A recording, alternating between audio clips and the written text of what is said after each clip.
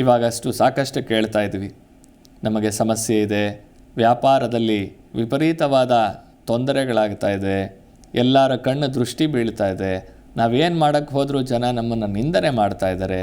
ಈ ರೀತಿಯಾದ ಸಮಸ್ಯೆಗಳು ಸರ್ವೇ ಸಾಮಾನ್ಯವಾಗಿರುತ್ತೆ. ಎದ್ದರೆ ಸಹಿಸೋದಿಲ್ಲ, ಬಿದ್ದರೆ ಒಬ್ಬರು ಜೊತೆಗೆ ಬರೋದಿಲ್ಲ. ಇದು ಇವತ್ತಿನ ಜೀವನದಲ್ಲಿ ನಡೆಯುವಂತಹ ಒಂದು ಘಟನೆ. ಇದಕ್ಕೆ ನಾವು ಪರಿಹಾರ ಏನು ಅಂತಂದರೆ, ಎಲ್ಲ ರೋಗಕ್ಕೂ ಒಂದೇ ಔಷಧ ದತ್ತನ ಅಂಗಾರ ಅಂತ ಹಾಡಿದೆ. ದತ್ತಾತ್ರೇಯರನ್ನು ಪ್ರಾರ್ಥನೆ ಮಾಡ್ತಾಯಿದ್ರೆ, ದತ್ತಾತ್ರೇಯರ ಪ್ರಸಾದವನ್ನು ತಗೊಂಡು ಜೊತೇಲಿ ಇಟ್ಕೊಂಡಿದ್ರೆ ಎಲ್ಲ ಸಮಸ್ಯೆಗಳು ಪರಿಹಾರ ಆಗ್ತಾ ಹೋಗುತ್ತೆ. ಹೇಗೆ ಮಾಡಬೇಕಪ್ಪ? ದತ್ತಾತ್ರೇಯರಿಗೆ ಅವರು ಜೋಳಿಗೆಯನ್ನು ಹಾಕ್ಕೊಂಡಿದ್ದಾರೆ. ಭಿಕ್ಷಾಟ ನಮ್ ಗೃಹೇ ಗ್ರಾಮೇ ಅಂತ ಹೇಳ್ತಾರೆ. ಗುರುಚರಿತ್ರೆಯಲ್ಲಿ ಪ್ರತಿ ಅಧ್ಯಾಯದಲ್ಲೂ ಕೂಡ ಅದನ್ನು ಹೇಳ್ತಾರೆ. ಗುರುಗಳು ಮನೆಗೆ ಭಿಕ್ಷೆಗೆ ಹೋಗ್ತಾರೆ, ಆ ಭಿಕ್ಷೆಯನ್ನು ಯಾರು ಕೊಡ್ತಾರೆ ಅವರ ಮನೆಯಲ್ಲಿ ಅಷ್ಟೈಶ್ವರ್ಯಗಳನ್ನು ಪ್ರಾಪ್ತಿಯಾಗುವಂತಹ ಆಶೀರ್ವಾದವನ್ನು ಕೊಟ್ಟು ಗುರುಗಳು ಬರ್ತಾರೆ ಅಂತ. ಗುರುಚರಿತ್ರೆ ಬಗ್ಗೆ ಮುಂದೆ ತಿಳಿಸ್ತೀನಿ. ಯಾರೋ ಕರೆ ಮಾಡ್ತಾ ಇದ್ದಾರೆ, ನೋಡೋಣ. ಹಲೋ ಹಲೋ ಹಲೋ ಹೇಳಿಪ್ಪ. ಹೇಳಿ ತಾಯಿ. ಅದೇ ನಮ್ಮ ಮೊಮ್ಮಗಳಿಗೆ ಸ್ವಲ್ಪ ಮಾತು ಬರಂಗಿಲ್ಲ, ಆಕಿಗೆಲ್ಲ ತಿಳಿತದ ಹೇಳಿದ್ರಿ, ಅದು ಕೇಳೋದಿತ್ತು. ಎಲ್ಲಿಂದ ಮಾತಾಡ್ತಾ ಇರೋದಮ್ಮ ನೀವು? ಇಲ್ಲಿ ದೂರ ಹತ್ರ ಬಹಳ ಅಫಜಲ್ಪುರ ತಾಲೂಕು, ಗುಲ್ಬರ್ಗಾ ಜಿಲ್ಲೆ ಅಫಜಲ್ಪುರ ತಾಲೂಕು ಹಳ್ಳಿ ಕರ್ಜಿಗಿ ಅಂತದ್ರಿ. ಕರ್ಜಗಿ ಗಾಣಗಾಪುರದ ಹತ್ರ? ಗಣಗಾಪುರ ಹತ್ರ ರೀ. ದತ್ತಾತ್ರೇಯರನ್ನ ಪ್ರಾರ್ಥನೆ ಮಾಡ್ಕೊಳ್ಳಿ.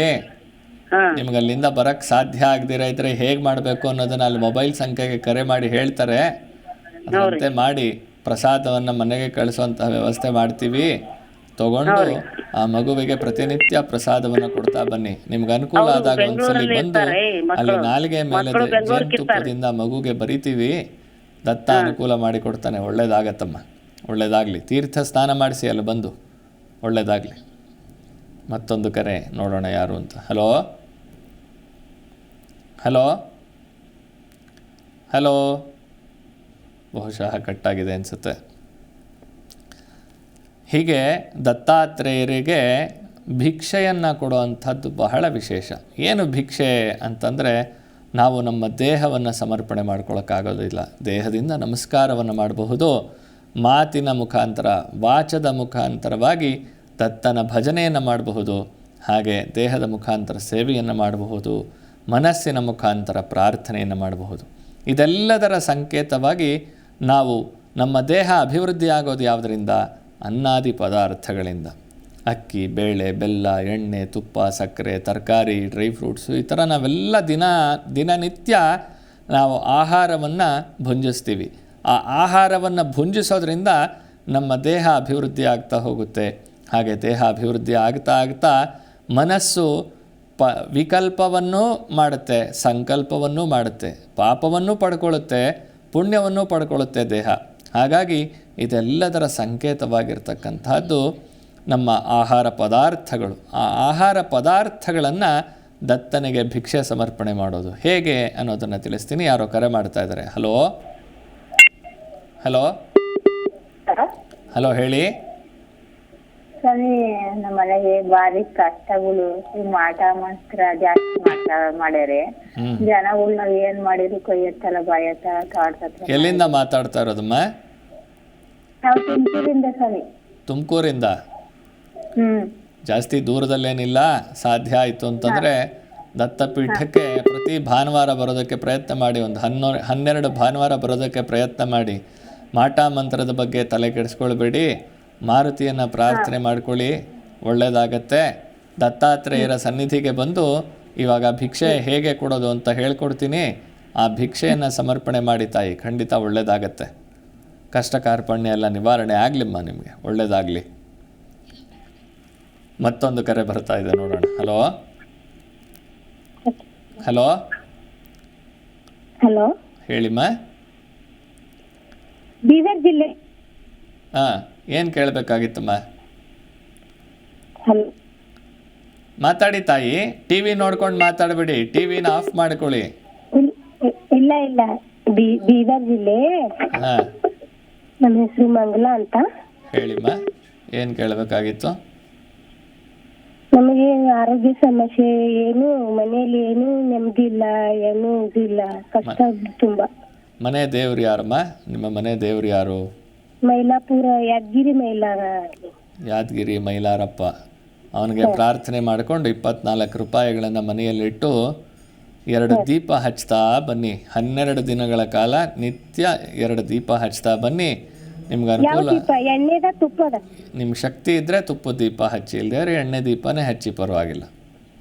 ಅನುಕೂಲ ಮಾಡಿಕೊಡ್ತಾನೆ, ಒಳ್ಳೆಯದಾಗತ್ತೆ. ಮನೆಯಲ್ಲಿರುವಂತಹ ನೆಗೆಟಿವಿಟಿ ಎಲ್ಲ ದೂರ ಆಗಲಿ ತಾಯಿ.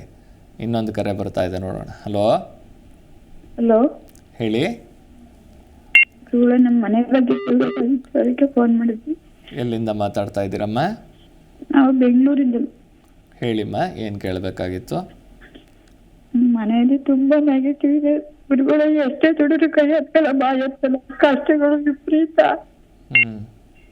ಎಲ್ಲಿದ್ದೀರಾ ಬೆಂಗಳೂರಲ್ಲಿ? ಸುಂಕದಕಟ್ಟೆ. ಬನ್ನಿ ತಾಯಿ, ಸತತವಾಗಿ ದತ್ತನ ಬಳಿ ಬನ್ನಿ. ಭಾನುವಾರ ಆಗಲಿ ಗುರುವಾರ ಆಗಲಿ ನಿಮ್ಗೆ ಅನುಕೂಲ ಮಾಡಿಕೊಡ್ತಾನೆ. 12 ವಾರ ತಪ್ಪದೇ ಬರೋದಕ್ಕೆ ಪ್ರಯತ್ನ ಮಾಡಿ. ಅಪ್ಪ ನೀನೇ ಕರೆಸ್ಕೊಳ್ಬೇಕು ಅಂತ ಬೆಳಗ್ಗೆ 6 ರೂಪಾಯಿ ಇವಾಗಲೇ ನನ್ನ ಕಾಲಿಟ್ಟ ತಕ್ಷಣ 6 ರೂಪಾಯಿನ ದತ್ತಾತ್ರೇಯರಿಗೆ ಪ್ರಾರ್ಥನೆ ಮಾಡಿ ಮನೇಲಿ ದೇವರ ಮುಂದೆ ಇಟ್ಟು ಕರ್ಪೂರ ಹಚ್ಚಿ ತಾಯಿ. ಇವತ್ತಿಂದಲೇ ನಿಮ್ಮ ಕಷ್ಟಗಳು ಪರಿಹಾರ ಆಗ್ತಾ ಹೋಗಲಿ. ಅಳಬೇಡಿ, ದುಃಖ ಪಡಬೇಡಿ, ದತ್ತ ನಿಮ್ಮ ಜೊತೆಯಲ್ಲಿ ಇರ್ತಾನೆ. ಒಳ್ಳೆಯದಾಗ್ಲಮ್ಮ. ಈ ಭಿಕ್ಷೆಯನ್ನು ನೀವು ಯಾವತ್ತು ಬರಬೇಕು ಅಂತ ಸಂಕಲ್ಪ ಮಾಡ್ಕೊಳ್ತೀರೋ, ಭಾನುವಾರ ಬರಬೇಕು ಅಂತನೋ ಅಥವಾ ಗುರುವಾರ ಬರಬೇಕು ಅಂತನೋ, ಯಾವತ್ತು ನೀವು ಬರಬೇಕು ಅಂದ್ಕೊಳ್ತೀರೋ ಅಲ್ಲಿ ಪ್ರತಿನಿತ್ಯ ಪ್ರಾತಃ ಕಾಲ 4 ಗಂಟೆಯಿಂದ ಮಧ್ಯಾಹ್ನ 1 ಗಂಟೆ, ಸಂಜೆ 5 ಗಂಟೆಯಿಂದ ರಾತ್ರಿ 8 ಗಂಟೆವರೆಗೂ ಕೂಡ ದೇವಸ್ಥಾನ ಓಪನ್ ಇರುತ್ತೆ. ಪೂಜಾದಿಗಳು ಪ್ರಾತಃ ಕಾಲ 4 ಗಂಟೆಗೆ ಪ್ರಾರಂಭ ಆಗಿ 6:30 ಗಂಟೆಗೆ ಮೊದಲನೇ ಪೂಜೆ ಮುಗಿಯುತ್ತೆ. ಆ ನಂತರ ಮಧ್ಯಾಹ್ನ 12 ಗಂಟೆಗೆ ಸರಿಯಾಗಿ ಮಹಾನೈವೇದ್ಯ ಮಹಾಮಂಗಳಾರತಿ ಆಗುತ್ತೆ. ಸಂಧ್ಯಾಕಾಲದಲ್ಲಿ ದೀಪಾರಾಧನೆಯಾಗಿ 7 ಗಂಟೆಗೆ ಸರಿಯಾಗಿ ಮಂಗಳಾರತಿ ಆಗುತ್ತೆ. ಈ ಸಂದರ್ಭದ ಒಳಗಾಗಿ ನೀವು ಬರಬೇಕಾಗತ್ತೆ. ನಿಮ್ಮ ಜಿ ಕನ್ನಡ ನ್ಯೂಸ್ ಚಾನೆಲ್ ಈಗ sun direct number 292, U digital number 162, city cable number 51, GTPL number 17, Abhishek cable number 821, Rockline telecommunication number 51, Shri Basaveshwara cable number 60, Vinayaka digital number 53 ನೆಟ್ವರ್ಕ್ಗಳಲ್ಲಿ ಲಭ್ಯ.